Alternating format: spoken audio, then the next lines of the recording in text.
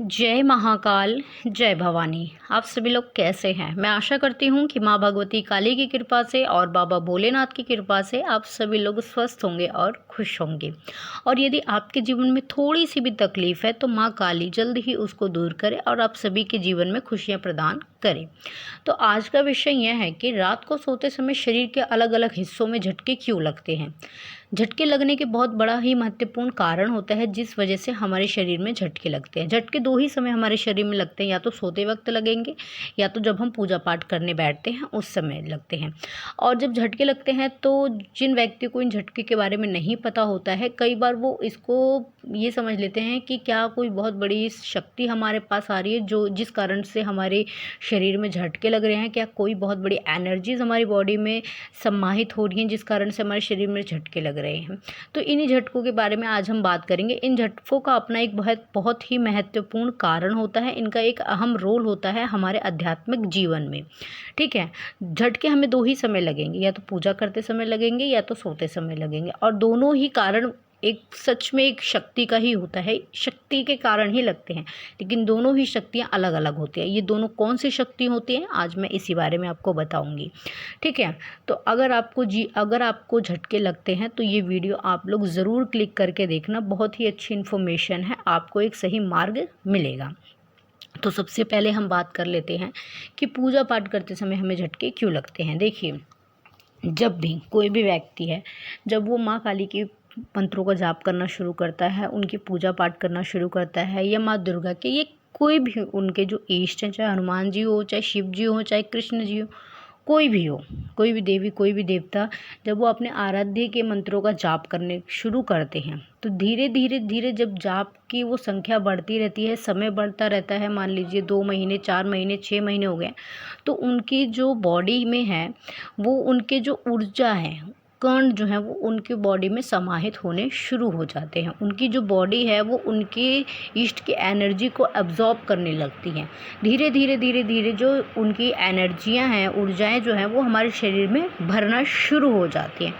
ठीक है, तो जब एनर्जी हमारे शरीर में भरना शुरू हो जाती है तो जो हमारी कुंडलिनी शक्ति है वो खुलनी शुरू हो जाती है। नीचे की तरफ से जो ऊर्जा है वो ऊपर उठने का प्रयत्न करने लगती है। ठीक है, तो इसमें क्या होता है कि जब जो ऊर्जा है वो नीचे से दूसरे स्तर या तीसरे स्तर, चौथे स्तर, इस तरह से कुंडलिनी को जब वो पार करती है तो जिस कुंडलिनी पे आपके ब्लॉकेज होगा, ठीक है, जिस कुंडलिनी पे आपके ब्लॉकेज होगा वो एनर्जी बार बार वहाँ पे जाके रुकेगी, वहाँ पे जाके टक्कर मारेगी। ठीक है, बड़े प्रेशर से वहाँ पे जाके वो जो एनर्जी है वो भेद करने की कोशिश करेगी, उस ब्लॉकेज को तोड़ने की कोशिश करती है, खोलने की कोशिश करती है।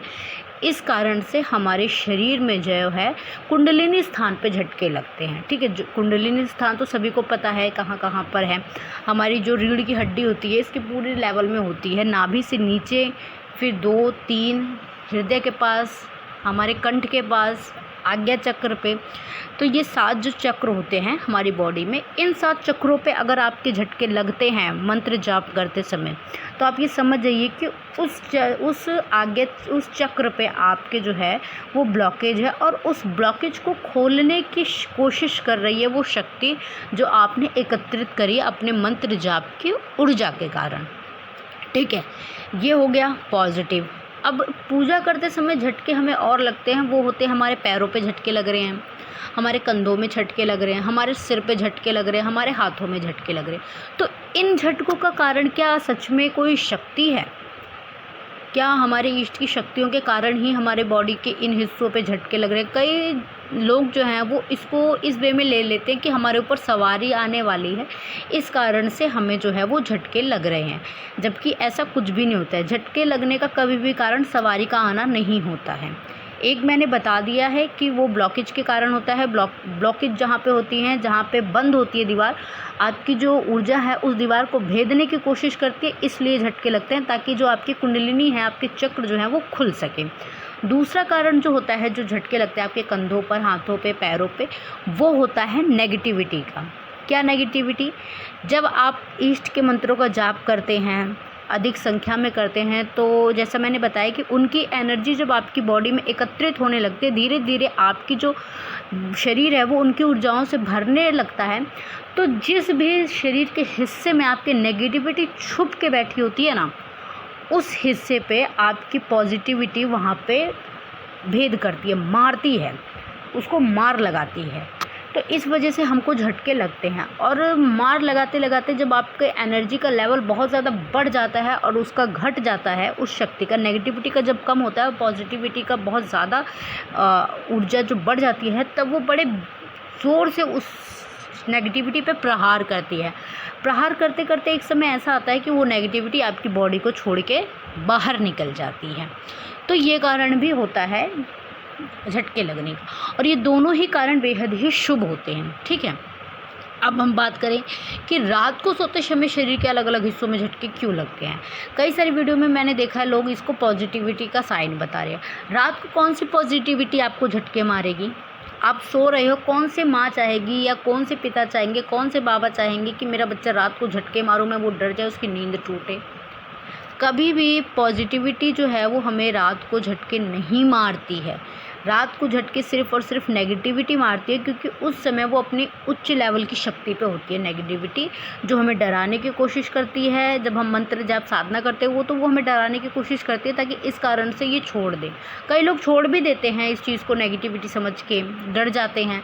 तो देखिए, आपको छोड़ना नहीं है। इस कंडीशन में आपको अपनी मंत्र जाप, ध्यान साधना कभी भी नहीं छोड़नी है। आपका जो नियम है, चाहे आप चालीसा का पाठ कर रहे हैं, चाहे आप दुर्गा सप्तशती का पाठ कर रहे हैं, चाहे शिव चालीसा का पाठ करें, चाहे शिव पुराण का करें, किसी भी आप ग्रंथ को पढ़ रहे हैं, कोई भी चालीसा पढ़ रहे हैं, कोई भी मंत्र जाप करें, उसको आपको छोड़ना नहीं है। तो रात को क्या होता है कि कभी कभी हमें ऐसा लगता है कि किसी ने हमारे पैर खींच दिए, कोई हमारी ब्रेस्ट के ऊपर चढ़ के बैठा है और हमारे गले को दबा रहा है, हमारे मुख से आवाज़ नहीं निकलती है, हालांकि हम पूरा होश में रहते हैं, हमें पता होता है हमारे साथ क्या हो रहा है, लेकिन हम चिल्ला नहीं पाते, हम अपनी बॉडी को हिला नहीं पाते। कई लोगों को बेड से उठा के नीचे फेंक देती है नेगेटिविटी। तो ये सिर्फ़ और सिर्फ नेगेटिविटी के कारण होता है। झटके जो लगते हैं तो व्यक्ति बेड से गिर जाता है, वो डर जाता है, या उसको ऐसा लगता है कि किसी ने अभी